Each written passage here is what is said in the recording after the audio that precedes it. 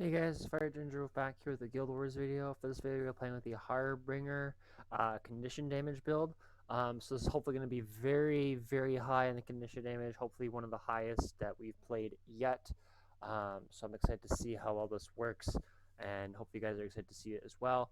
If you guys are new to the channel and enjoyed the video, be sure to hit that like button. And if you guys want to see all the uploads and daily uploads that I try to do, be sure to hit that subscribe button along with that bell.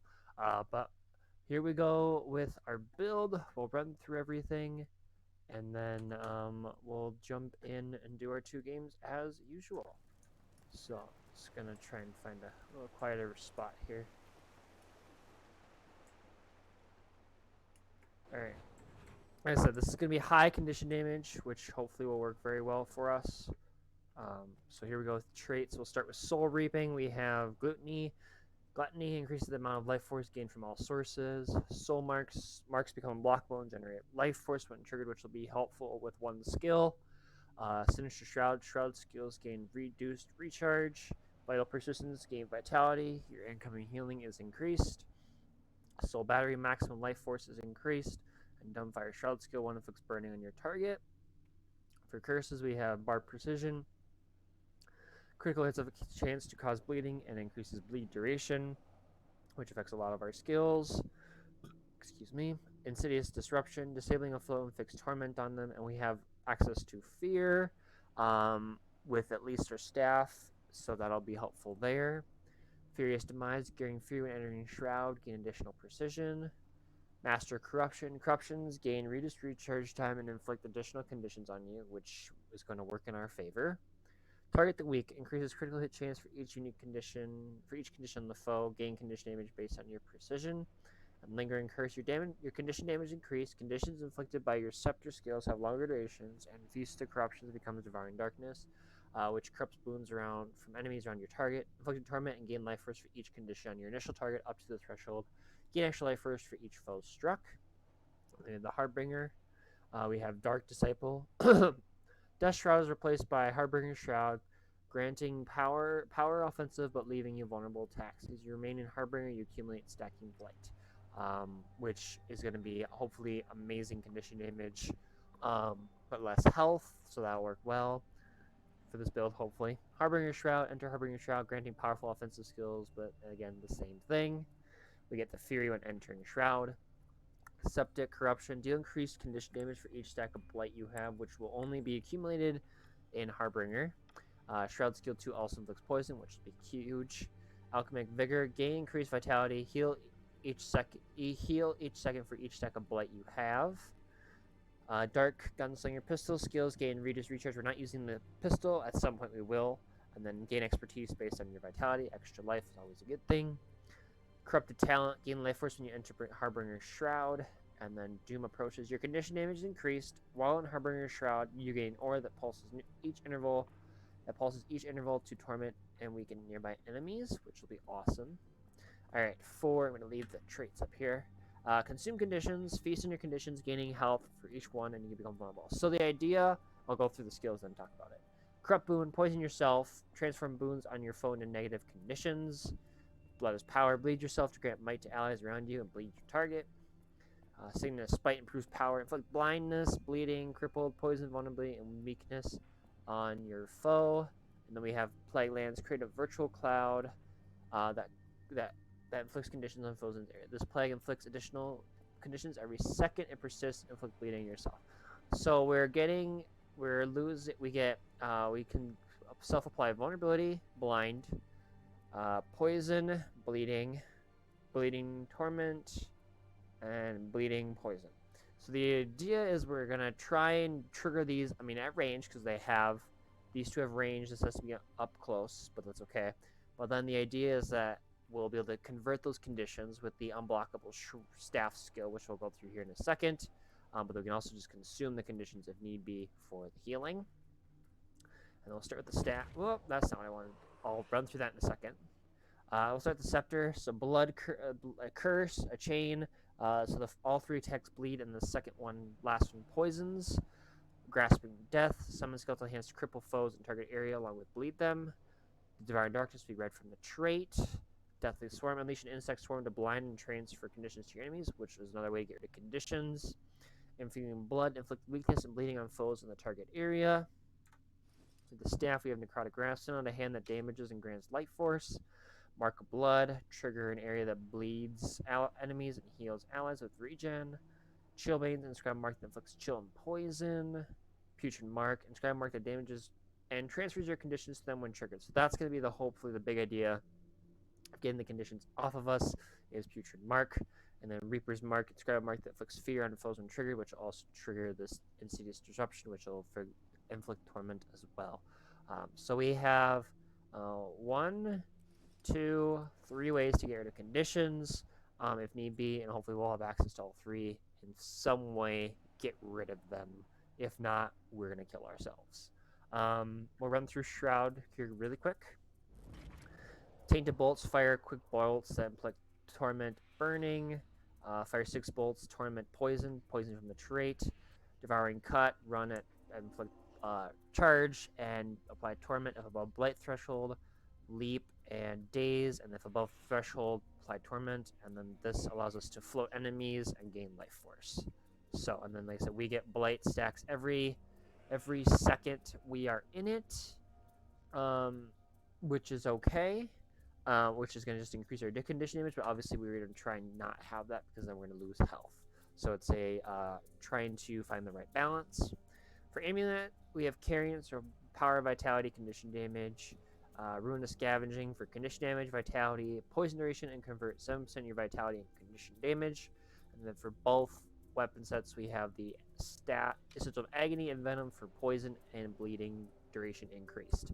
Like I said, so the idea is going to be trying to get as many conditions on us as possible. We have multiple ways to apply conditions as well, but the main thing will be trying to trigger these guys on targets, drop our Putrid Mark to transfer those to conditions, and then we have the Harbinger Shroud to finish off or just devastate people in area of range. So that is the idea. Hopefully this will work amazing. This is probably hopefully one of the biggest condition builds that we have yet to do. As the Harbinger Shroud offers so many conditions. It's a little scary. Very offensive though, so obviously we don't have a lot of defense, so I make sure we play that range aspect well. But alright. Okay. I was seeing it has 900 range, which is good. I am Death Incarnate. And we can get some light force when we enter, so when her start triggering that right away before we get into a fight, just so we have some life force if we need to get over to Harbinger.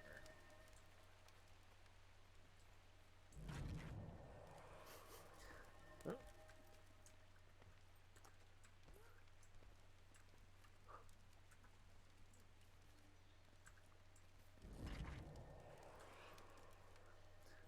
Hopefully this works well. Lots of conditions. I was looking at the elixirs and there wasn't a whole lot of interest. But we'll see here as we I mean that has some, but this offers a lot more.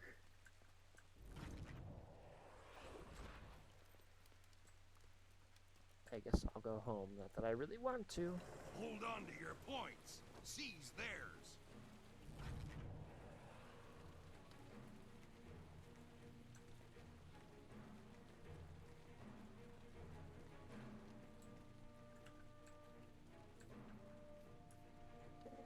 They come.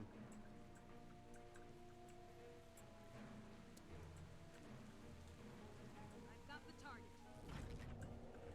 Mansion captured.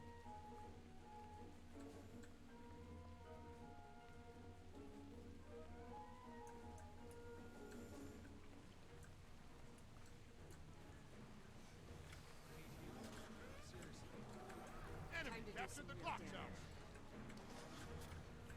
Enemy captured the windmill.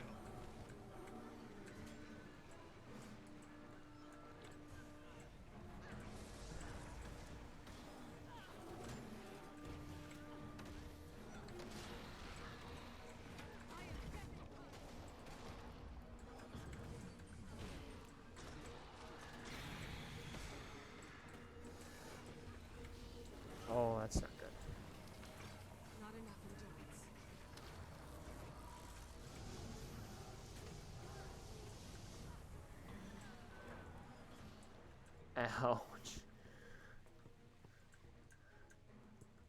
As I said, the blight hurts us really bad, so we're gonna try and not have that trigger as often as we need it to, but it's very useful if we need it. Clock tower captured.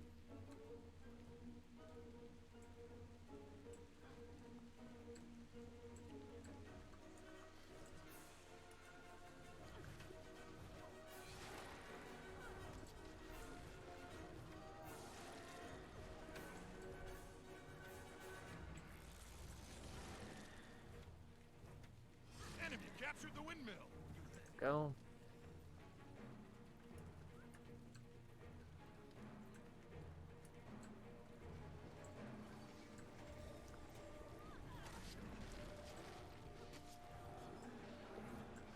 This is getting serious.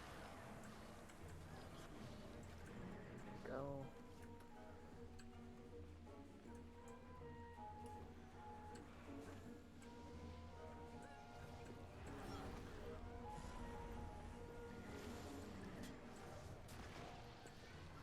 Sharp blade, sharp mark. Too strong. I'm back.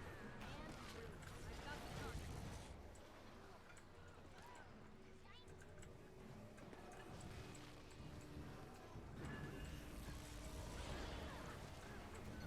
Through.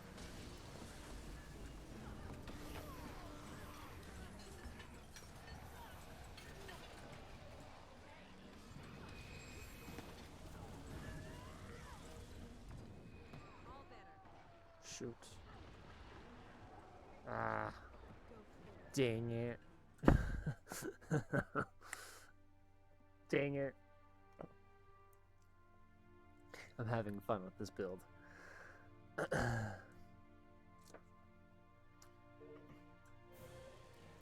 captured the clock tower.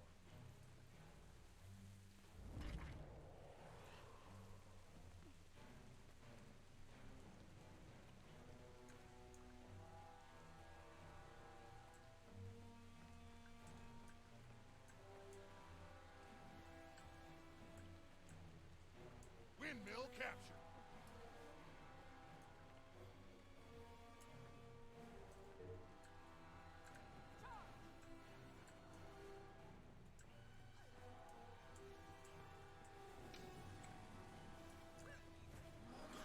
Time to do some real damage.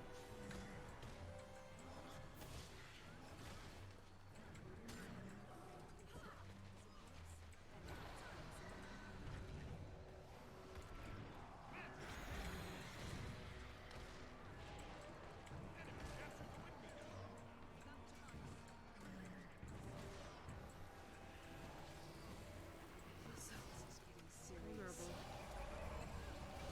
Might drop it on point.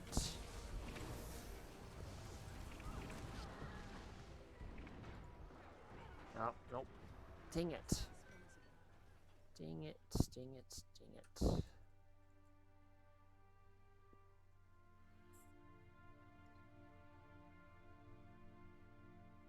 Come on, guys. Shoot.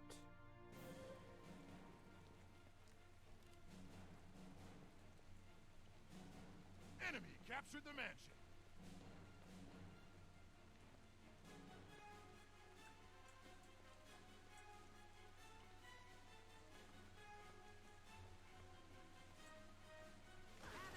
Ouch.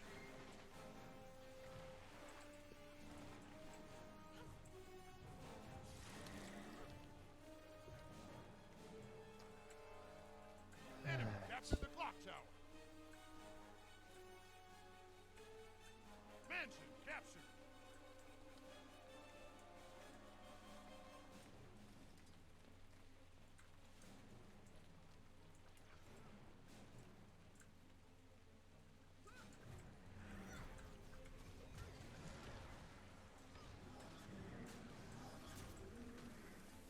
You'll be doing that one for days. I am dead. Really?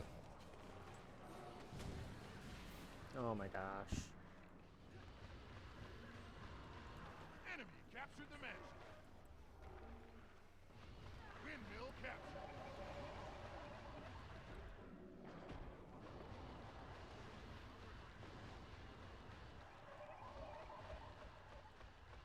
What? Time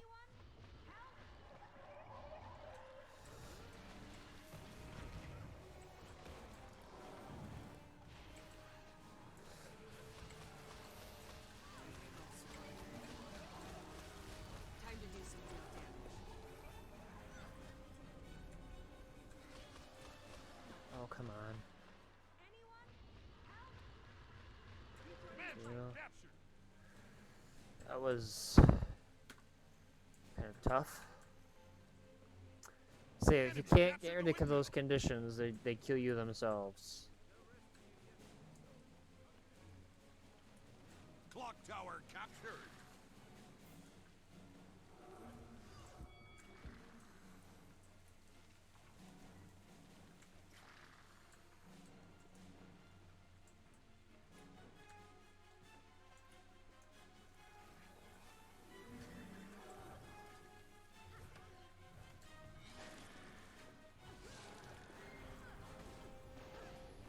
That sounds about right.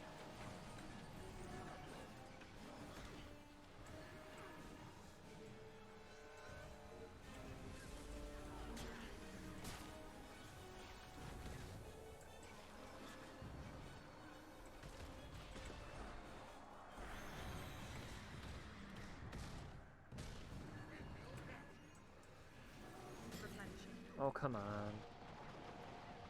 Nope.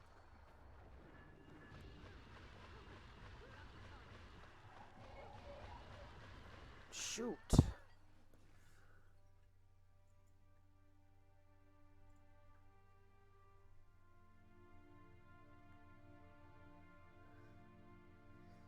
The reflect projectile thing can be very, very annoying.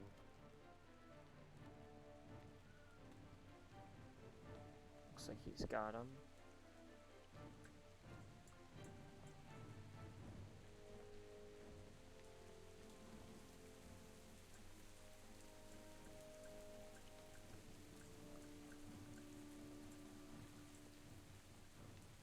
Mansion captured.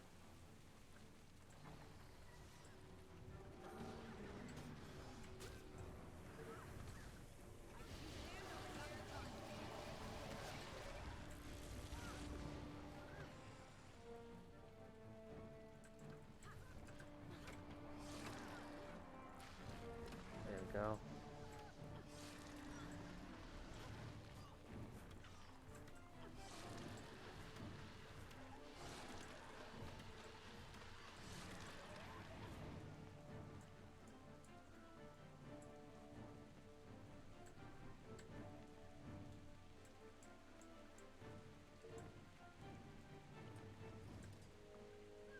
Clock tower captured.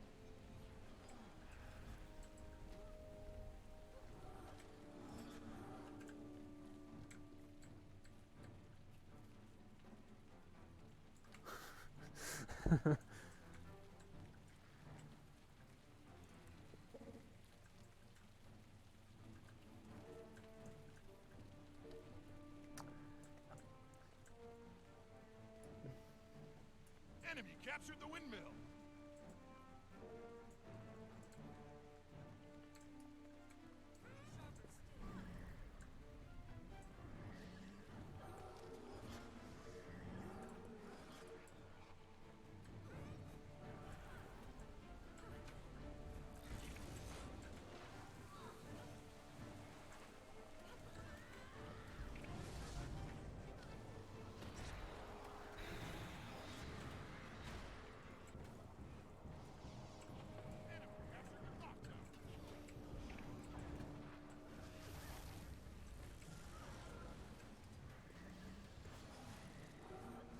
Let's heal up.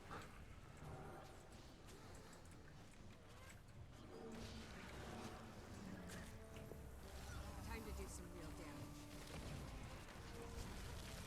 Nice. Mansion captured. Nice. Ouch. Don't have enough energy.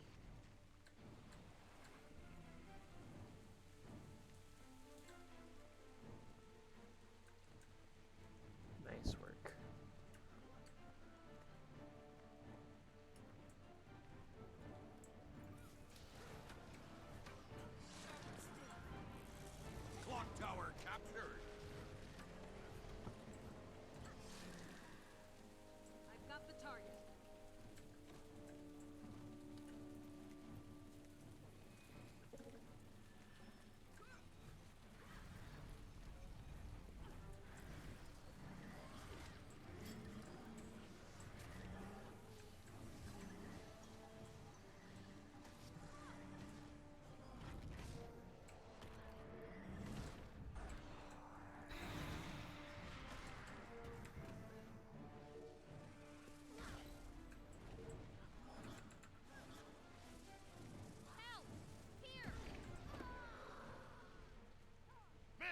captured. Time to do some real damage.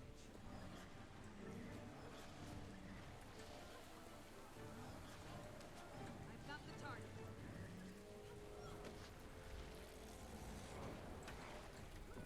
I appreciate the help.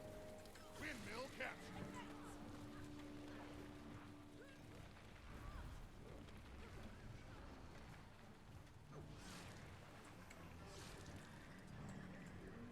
Nice Team work. is victorious. Nice work.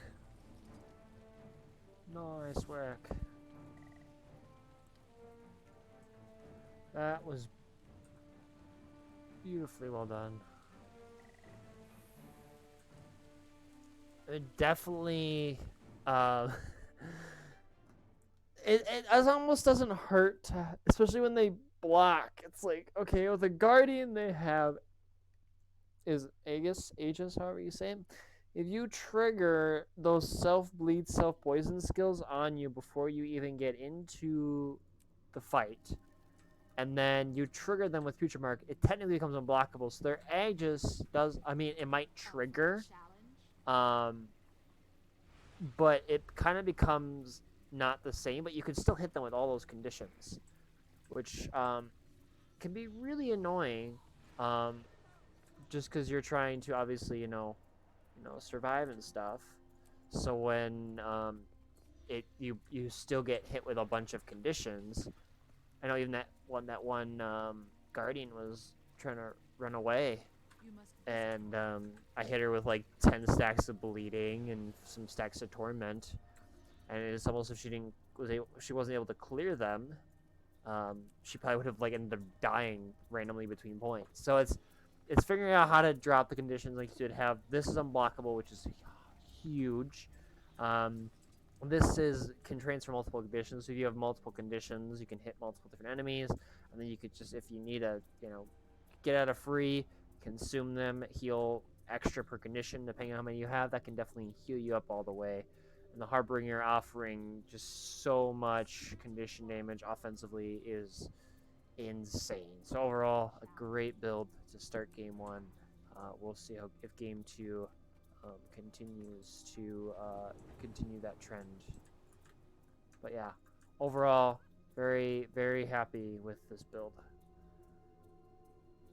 Yeah, having poison, shroud skill 1 inflict burning is awesome. Having shroud skill 2 inflict poison is nice, especially when you get extra blight, every increased condition damage 0.5%.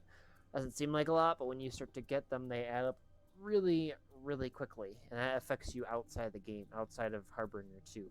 You can only get them in Harbinger through this build. Normally, you get them through the elixirs as well, but with you kind of can bounce in between, and also like when you're running between points or at the beginning of the game, trigger Harbinger, and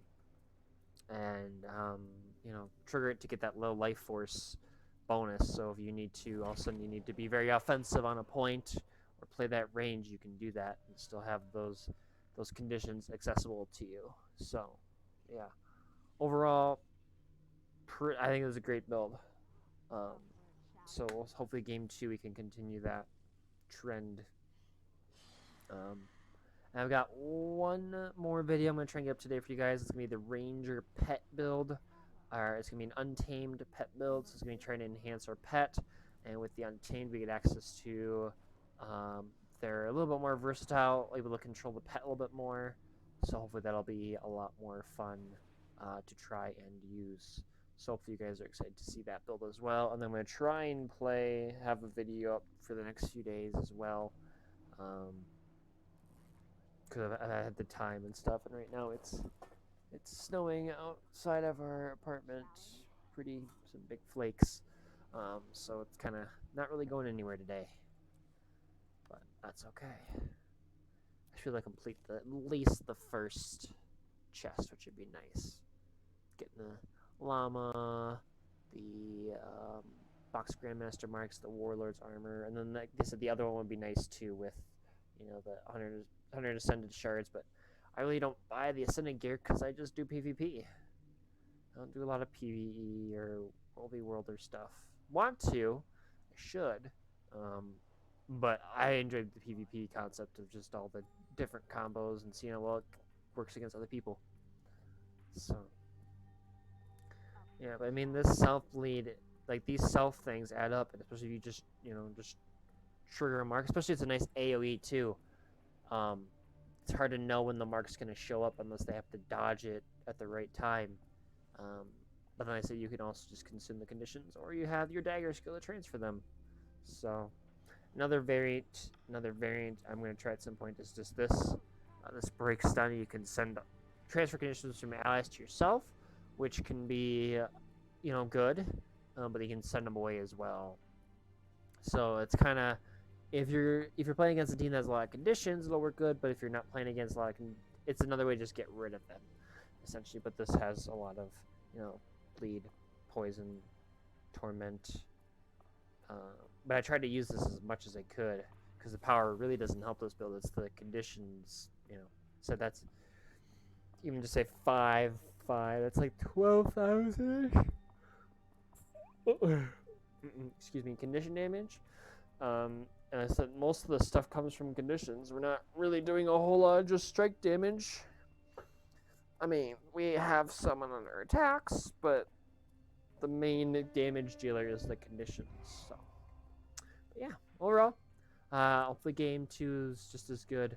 I really wanted Colosseum because I really wanted to try getting the sword and then going in and just finishing everybody, and then just the Reapers just finish everybody. But we'll see how it goes. And then this one I like to try and trigger on a point because it kind of clears point and offers a lot of conditions. Yes, the Power's Blood and Corrupt Boon are good if you can hit a target, but especially if you're you just want somebody with a surprise attack, a bunch of conditions, you have those. And you can just trigger them once too, and then still have the next set to trigger them. But yeah, it's kind of a little scary if you get the combos, the damage going and stuff.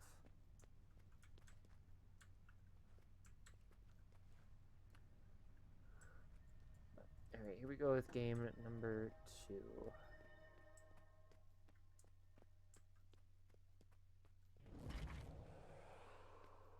Bum bum bum bum.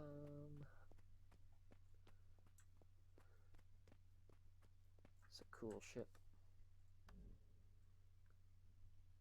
A Royal Ascalonian Dagger.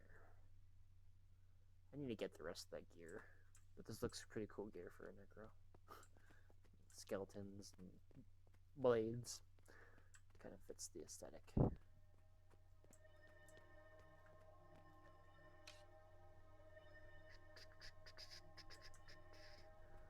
Try and stay up top at mid. The match starts soon. So try and stand up right up here.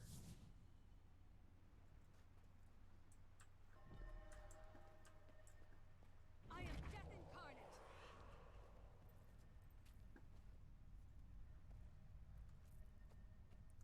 Hold on to your points. Seize theirs.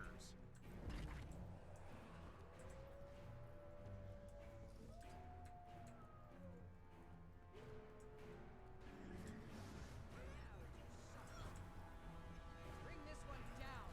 Advance.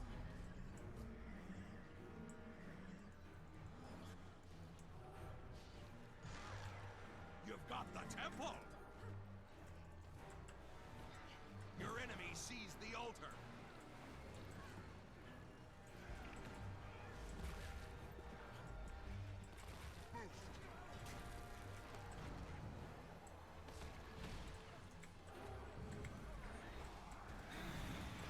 Oh crap. You'll have to hit much harder.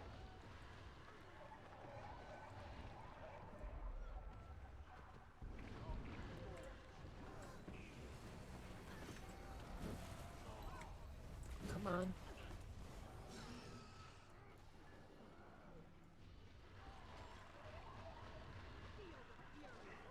Nope. Dang it. No, dang it. Dang it. Rats.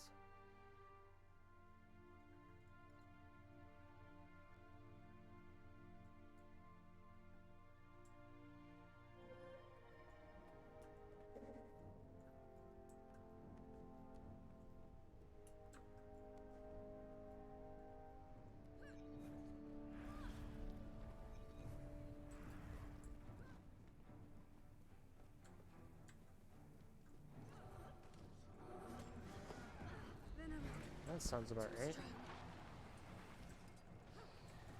Really? I am death incarnate. Your enemy sees the altar.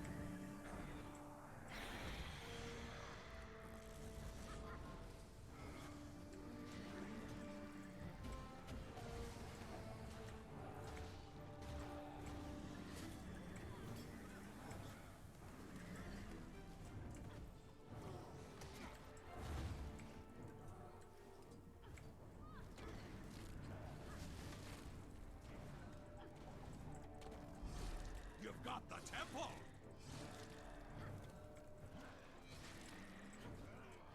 Ouch. Your enemy has the gate.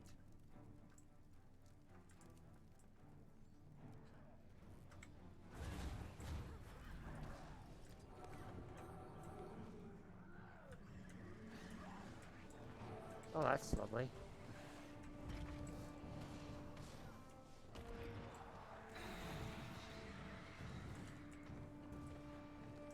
Sounds about right.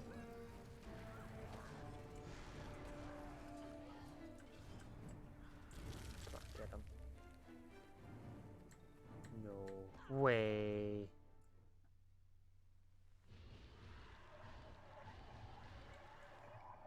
Well, that was smart.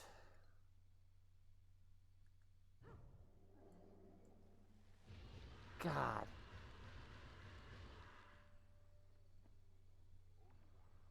That was...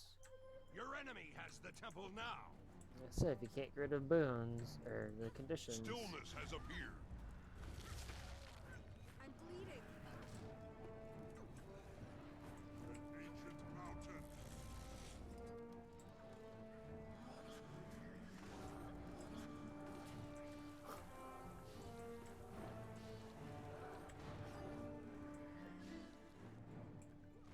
Not looking so good.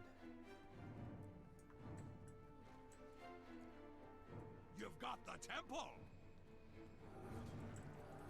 Oh, they didn't end up getting it.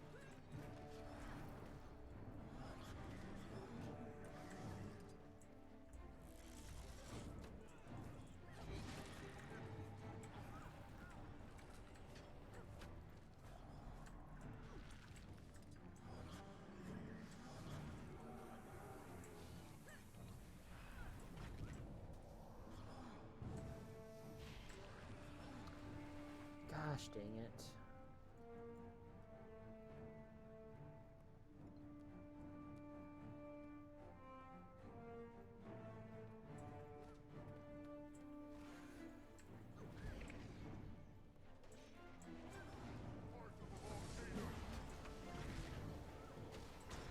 Oh, come on, really?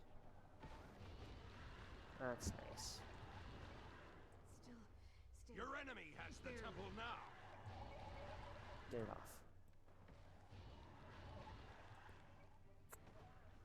Gosh dang it.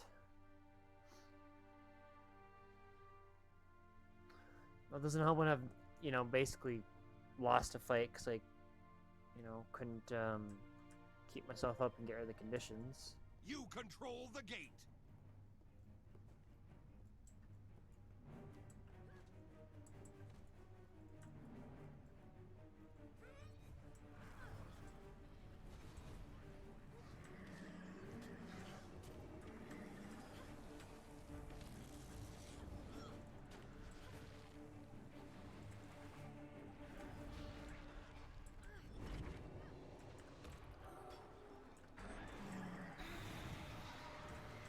Really? Come on. What is this?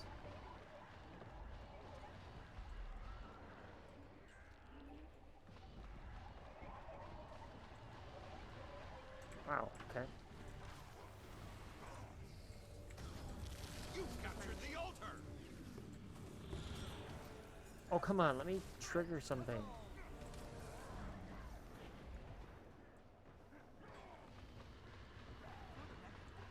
You've been struck. Tranquility has appeared. Gosh dang it.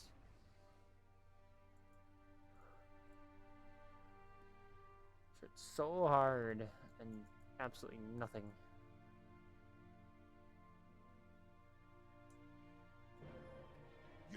temple! Your enemy has the gate.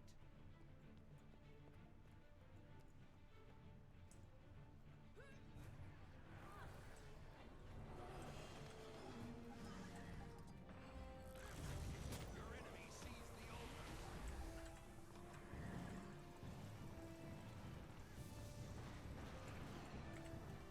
The enemy has all 3 points. Get them back!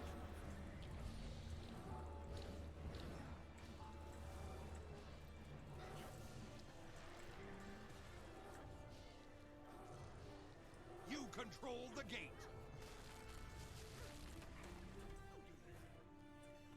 Shoot.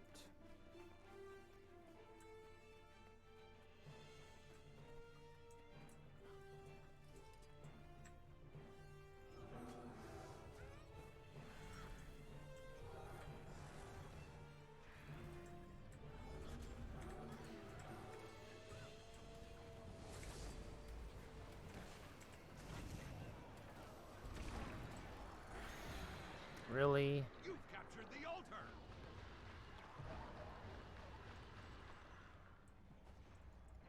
You've got the temple. Shoot.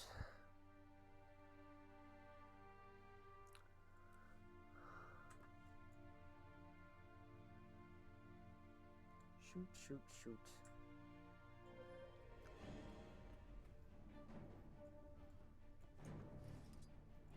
Your enemy has the gate.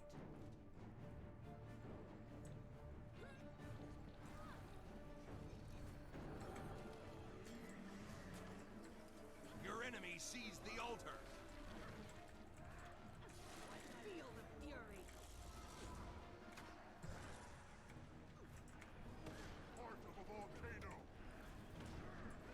I could outrun a centaur. I am death incarnate.